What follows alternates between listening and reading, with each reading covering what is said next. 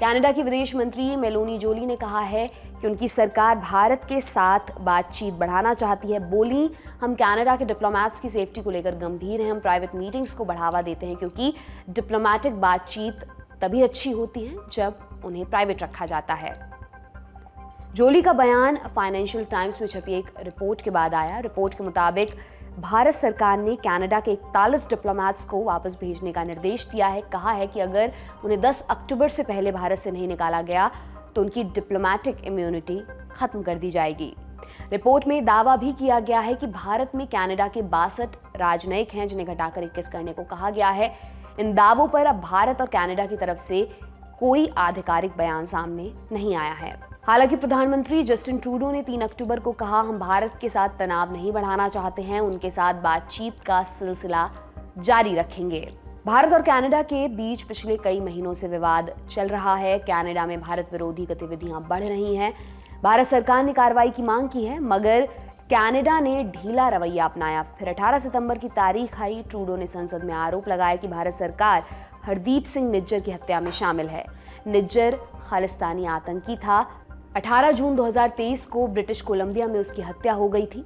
Trudeau के आरोपों के बाद विवाद चरम पर पहुंच गया। भारत ने कैनेडियन नागरिकों को वीजा देने पर रोक लगा दी। दोनों देशों ने एक डिप्लोमेट को बर्खास्त भी किया है। कई मंचों पर ट्रूडो की फजीहत भी हो चुकी है। हालांकि वो अभी तक भारत की संलिप्तता को लेकर कोई सबूत नहीं दे सके हैं। भारत कनाडा विवाद के बारे में हम दुनियादारी में विस्तार से बात कर चुके हैं। वीडियो का लिंक आपको डिस्क्रिप्शन बॉक्स में मिल जाएगा। अब आ जाते हैं दूसरी सुर्खी पर। दूसरी सुर्खी ब्रिटेन से। महाराष्ट्र सरकार ने लंदन के एक म्यूजियम से वाघ नख वापस लाने का समझौता किया है। ये वाघ नख फिलहाल विक्टोरिया एंड अल्बर्ट म्यूजियम में रखा हुआ है। रिपोर्ट्स कहती हैं ये नवंबर तक भारत आ सकता है। और क्या होता है वाघ नख? वाघ नख का शाब्दिक अर्थ होता है बाघ का पंजा। असल में ये एक हथियार है जिसे हाथ में पहना जाता है। इसमें 4 नुकीले पॉइंट निकले होते हैं जो दुश्मन के शरीर में जाकर चुभ जाते हैं। राजपूत राजा वाघ नख में जहर लगाकर इसका इस्तेमाल किया करते थे। सबसे ज्यादा मशहूर किया मराठा राजा छत्रपति शिवाजी महाराज ने।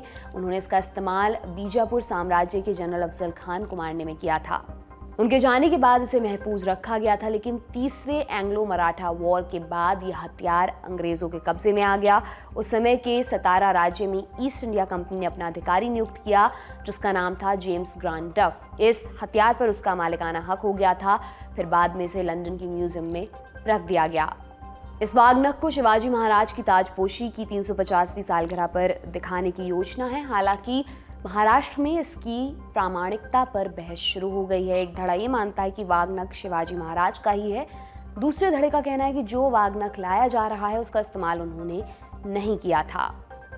आज की तीसरी और अंतिम सुर्खी अमेरिका से है। अमेरिका में एक बड़ा उलटफेर हुआ है। वहां संसद के निचले सदन यानी कि हाउस ऑफ रिप्रेजेंटेटिव्स के स्पीकर केविन मैकार्थी को हटा दिया गया है। हटाने वाले उन्हीं की रिपब्लिकन पार्टी के हैं। ये पार्टी डोनाल्ड ट्रंप वाली है। अमेरिका में निचले सदन के स्पीकर का ओहदा राष्ट्रपति और उपराष्ट्रपति के बाद आता है। अभी तक के इतिहास में कभी किसी स्पीकर को पद से नहीं हटाया जा सका था। मैकार्थी ये अनचाहा मुकाम हासिल करने वाले पहले स्पीकर बने। उन पर आरोप था कि वो पार्टी लाइन से इतर जाकर जो बाइडेन सरकार की मदद कर रहे थे।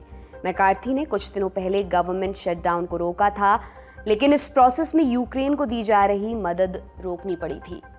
इसके बाद राष्ट्रपति जो बाइडेन ने एक अलग समझौते के तहत यूक्रेन की मदद करने का प्लान बनाया था, लेकिन इसके लिए हाउस ऑफ रिप्रेजेंटेटिव्स की मंजूरी जरूरी थी। बाइडेन को उम्मीद थी कि मैकार्थी उनकी मदद करेंगे, लेकिन अब उन्हें हटा दिया गया है, जिससे यूक्रेन को पहुंचने वाली मदद रुक सकती है।